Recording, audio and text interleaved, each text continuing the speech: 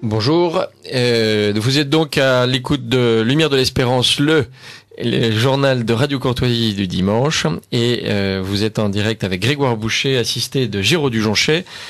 Nous venons de recevoir pour notre plus grand plaisir un personnage mythique qui était Alexis Grus, et nous allons maintenant nous entretenir avec un autre personnage mythique qui est député français au Parlement européen, qui s'appelle Jean-Luc Schaffhauser, que je suis ravi d'avoir dans cette émission pour la première fois, qui est philosophe et théologien et président de l'Académie européenne, et qui a surtout la particularité d'être très loin de Paris et du cirque Grus aujourd'hui, puisqu'il nous appelle de la ville de Donetsk, à la frontière de la Russie et de l'Ukraine, parce que monsieur le député que je salue, vous assistez avec une délégation européenne aux élections qui sont en train de se dérouler dans le Donbass.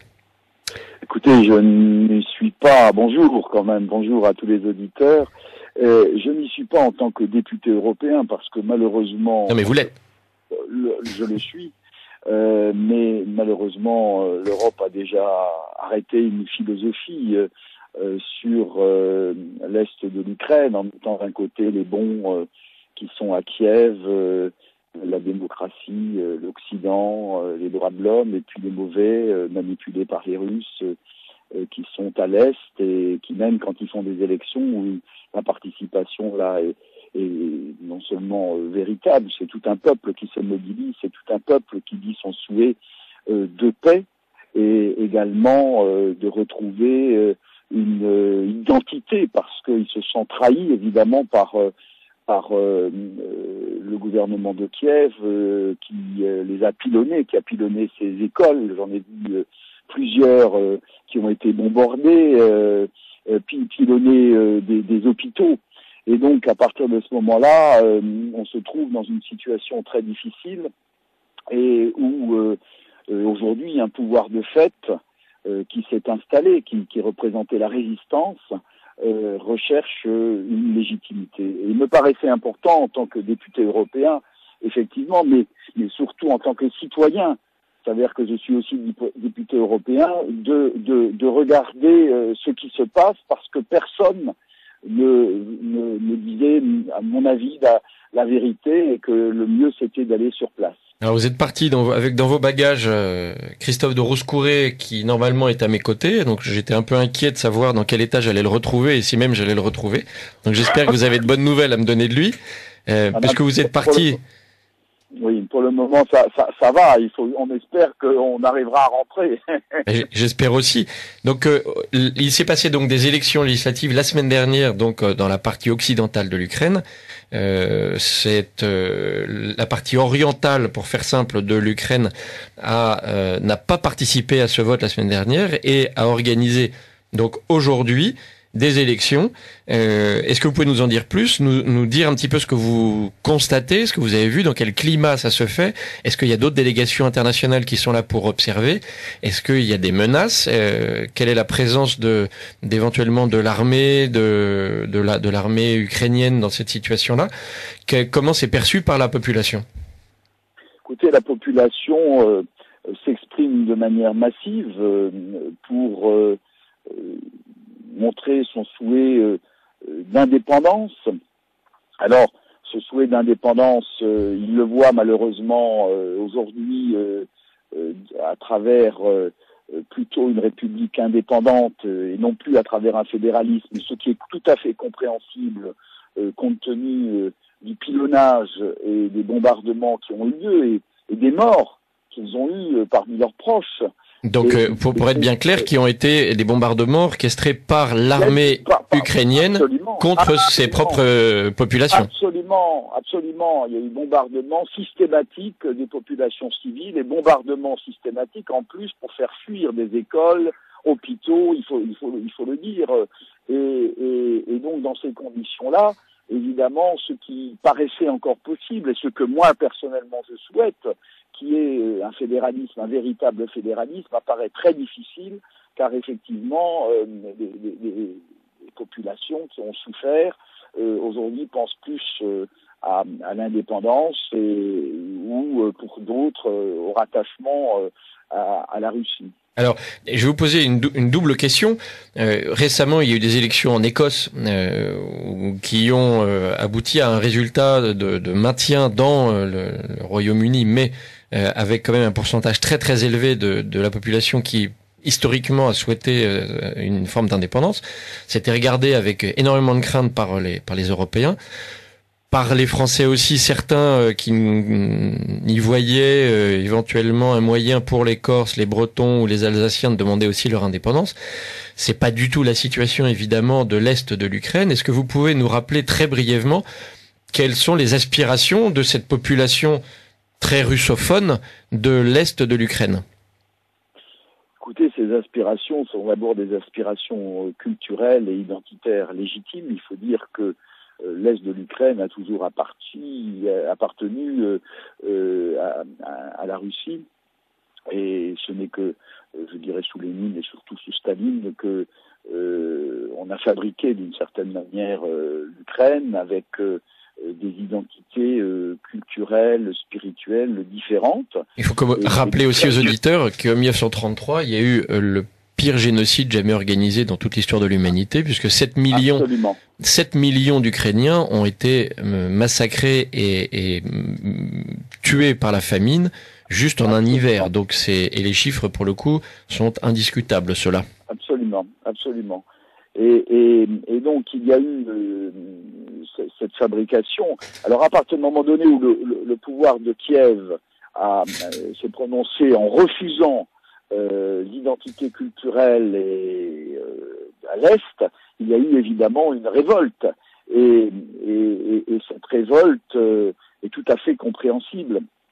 Alors, c'est de fait constitué une sorte de pouvoir de rébellion, d'une certaine manière, pour défendre son identité et sa culture.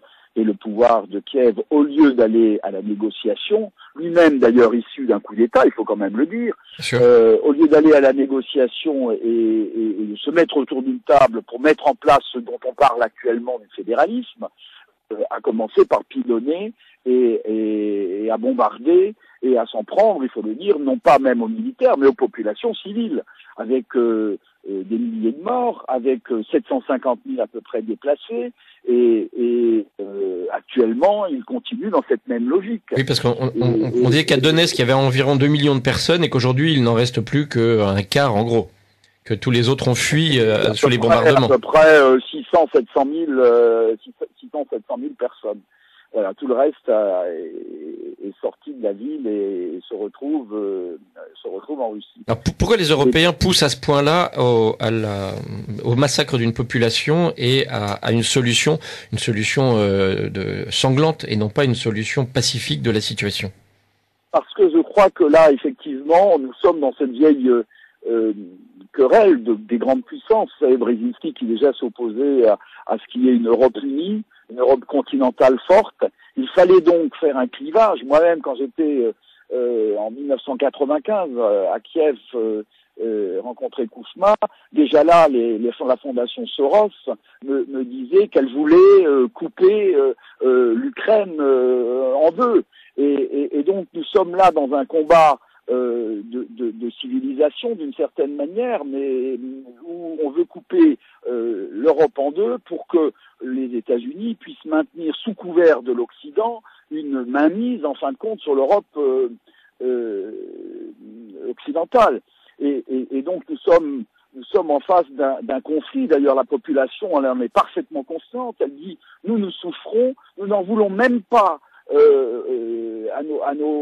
peuple de Kiev, nous en voulons à leurs politiciens, nous en voulons surtout à ceux qui font aujourd'hui la guerre ici pour les Américains, qui font la guerre ici pour nous détruire d'une certaine manière. C'est ce qu'a dénoncé Poutine la semaine dernière là à Sotchi, où il a fait un cours de géopolitique internationale absolument remarquable, et en rappelant que, je vais le citer, cela a créé l'impression que les soi-disant vainqueurs de la guerre froide avaient décidé de forcer les événements et de remodeler le monde afin de satisfaire leurs propres besoins et intérêts.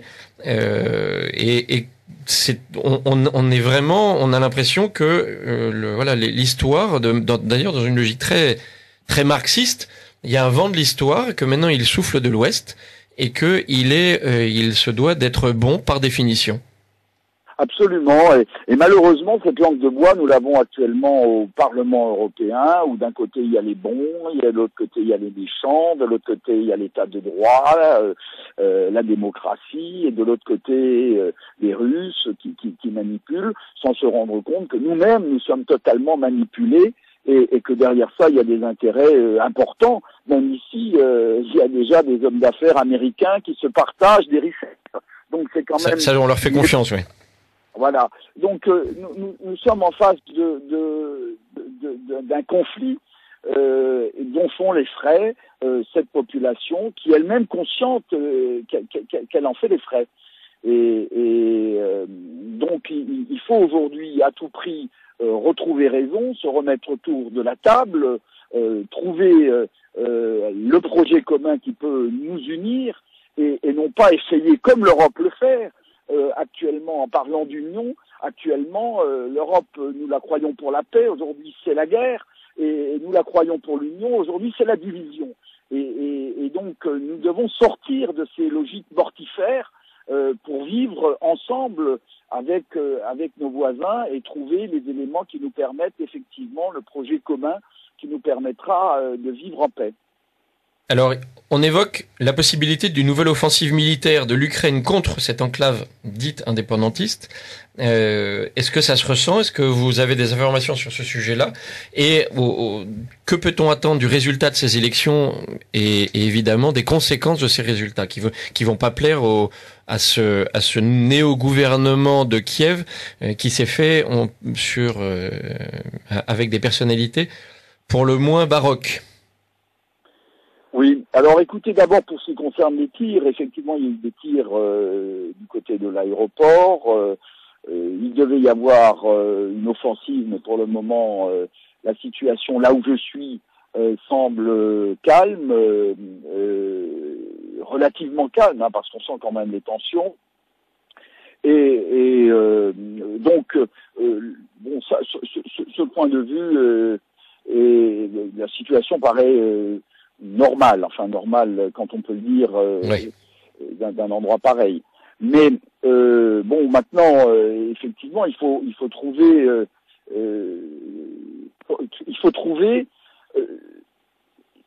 les interlocuteurs qui peuvent s'inscrire dans un processus de paix.